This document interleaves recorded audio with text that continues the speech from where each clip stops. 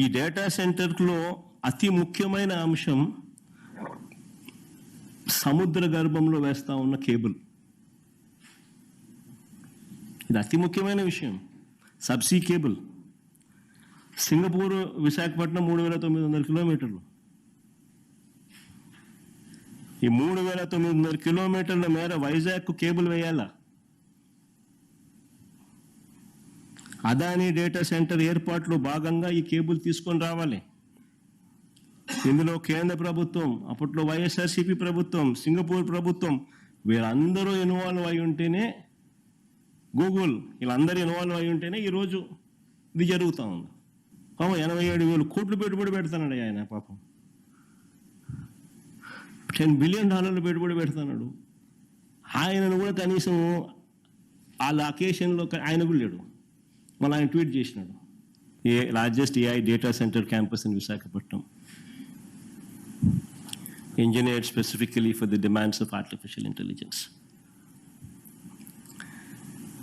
గతంలో 300 మెగావాట్ల data centre కోసం 190 ఎకరాలను విశాఖపట్నంలో, మధురవాడలో 130 ఎకరాలు, కాపులపాడులో 60 ఎకరాలు అదానికి వైఎస్ఆర్సీపీ కేటాయించడం, అక్కడ ఫౌండేషన్ స్టోన్ వేయడం జరిగింది.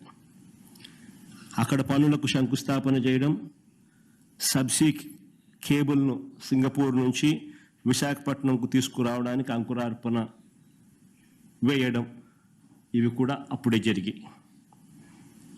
ఇప్పుడు ఇవాళ కొత్తగా వస్తూ ఉన్న 1000 మెగావాట్ల గూగుల్ ప్రాజెక్టుకు 300 మెగావాట్లు మేము ఇచ్చేటప్పుడే, ఆ రోజుల్లో అప్పుడు ఇచ్చేటప్పుడే డేటా సెంటర్లో పెద్ద ఉద్యోగ అవకాశాలు తక్కువే.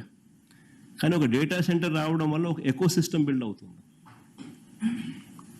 ఆర్టిఫిషియల్ ఇంటెలిజెన్స్ అనేది రేపు పొద్దున ప్రపంచాన్ని డామినేట్ చేయబోయే నెక్స్ట్ టెక్నాలజీ. ఆ ఆర్టిఫిషియల్ ఇంటెలిజెన్స్ అయినా కూడా